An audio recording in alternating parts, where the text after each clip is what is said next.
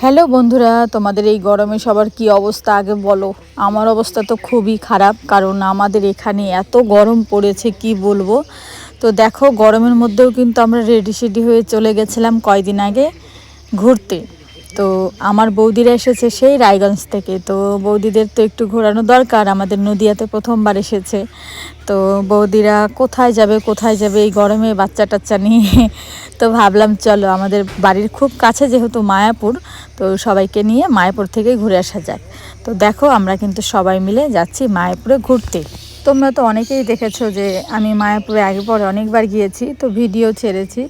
তো যাই হোক, আজকের ভিডিওটাও তোমরা দেখো, তোমাদের কিন্তু খুব ভালো লাগবে। তো দেখো, এটা হচ্ছে বড় বৌদি আর আমি কিন্তু একই কুর্তি পরেছি।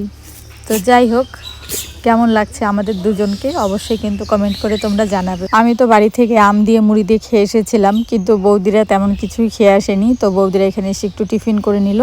টিফিনে ছিল ঘুগনি আর পুরি। তো এই দিয়ে বৌদিরা টিফিন করলো আর আমিও একটু করে নিলাম। তো দেখো, টিফিন সেরে আমরা চলে আসলাম বড় মন্দিরের গেটের সামনে। তো এবার আমরা ভেতরে যাব। দেখো, বড় মন্দিরটা এখনও কমপ্লিট হয়নি, আশা করা যাচ্ছে এবছর কমপ্লিট হয়ে যাবে। তো দেখো, ওয়েদারটা তো খুবই সুন্দর। ক্যামেরাম্যানটাকে নিয়ে আসলে ভালো হতো, তাহলে আমাকে অনেক ভিডিও করে দিতে পারতো।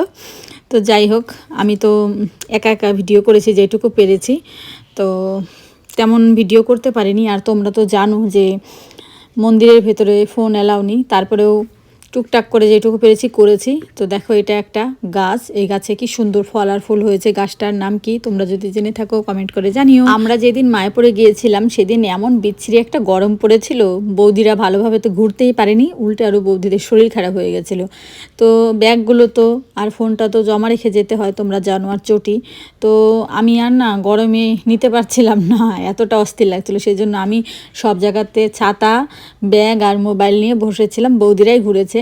তো তারপরে বৌদিরা এসে বলছে হয়ে গেছে অনেক, পারো আর না, চলো এবার বাড়ি ফিরে যাই। মানে সবটা ধরো ঘোরা হয়ও নি, মানে গরমে এতটাই মানে বাজে ব্যাপার ছিল। তো আমরা অনেকটাই ঘোরাঘুরি করেছি, ঘোরাঘুরি করে আমাদের সত্যি খুব খিদে পেয়ে গেছে। তো চলো এবার আমরা খেয়ে নেব। তো এখানে কিন্তু খাবারটা খুবই ভালো ছিল, খুব টেস্টি ছিল।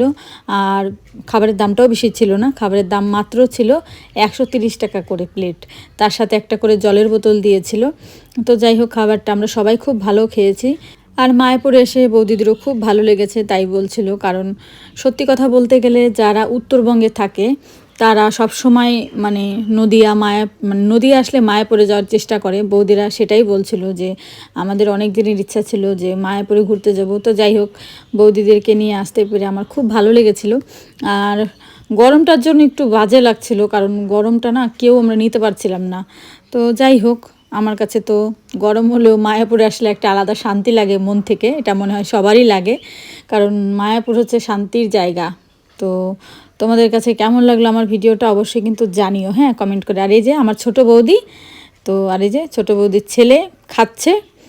তো তোমরা সবাই আমাকে একটু বেশি বেশি করে ভালোবাসা দিও, কারণ এখন আমি দেখি ভিডিও ছাড়লে তোমরা মানে তেমন করে দেখোই না, লাইক কমেন্টও করো না, শেয়ার করো না, কেন জানি না।